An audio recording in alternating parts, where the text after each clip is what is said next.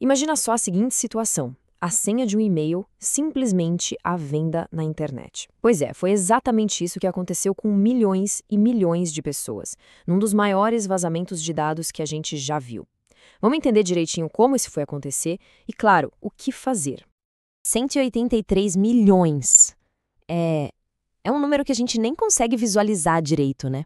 Mas essa foi a quantidade de senhas de e-mail que ficaram expostas nesse vazamento. É um alerta gigantesco para a nossa segurança digital. Pensa no tamanho do problema: 3,5 terabytes de informações jogadas na rede. E não eram só os e-mails, não. Eram os e-mails e as senhas de acesso. Dezenas de milhões de contas do Gmail, do Outlook, do Yahoo, estava tudo nesse pacote. Um prato cheio para criminosos. Bom, com o tanto login do Gmail no meio dessa confusão toda, a pergunta que não queria calar era essa: o Google foi hackeado? A resposta, no entanto, é bem mais complexa do que um simples sim ou não. Ok, para a gente entender o que de fato aconteceu, primeiro a gente precisa desfazer uma confusão enorme sobre de onde exatamente veio esse vazamento todo. Olha, a resposta do Google foi bem direta, categórica mesmo. Eles disseram: nossos servidores não foram invadidos, as defesas do Gmail continuam firmes. Então, peraí, se o vazamento não aconteceu lá no Google, de onde é que veio tudo isso? E a resposta está em um tipo de malware chamado InfoStealer, ou ladrão de informações. Ou seja, em vez de um ataque gigante centralizado nos servidores de uma empresa, os dados foram coletados aos pouquinhos, de milhões de computadores e celulares infectados com esse software espião. É importante a gente entender bem essa diferença. Pensa assim, não foi alguém arrombando o cofre principal de um banco. Foi mais como se milhões de chaves fossem copiadas, uma por uma, direto do bolso dos donos, de forma lenta e silenciosa, sem ninguém perceber na hora. E olha, isso não aconteceu da noite para o dia, não. Os dados foram sendo coletados por esses malwares ao longo de quase um ano. Só depois é que tudo foi compilado num pacotão e finalmente catalogado publicamente, o que acendeu o alerta mundial sobre o tamanho do problema. Tá, beleza. Então, se o Gmail não foi hackeado, por que esse vazamento todo é tão perigoso assim? A resposta está num hábito que, infelizmente, é muito comum e extremamente arriscado: a reutilização de senhas. O nome técnico desse perigo é credential stuffing, mas na prática é bem simples de entender.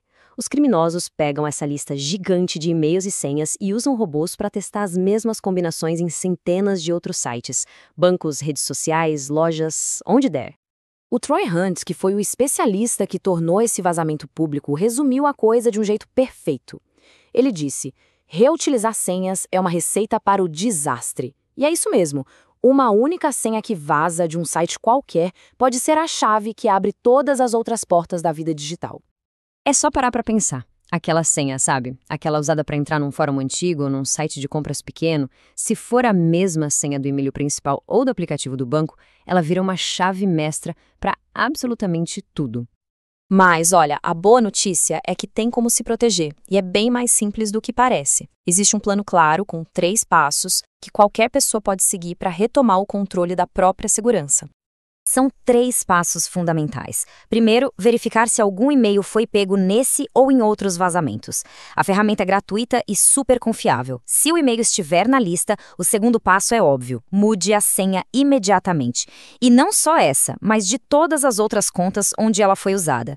E por fim, o mais importante de tudo: ative a autenticação de 2 fatores. A autenticação de 2 fatores, ou 2FA, é como ter uma segunda fechadura na porta.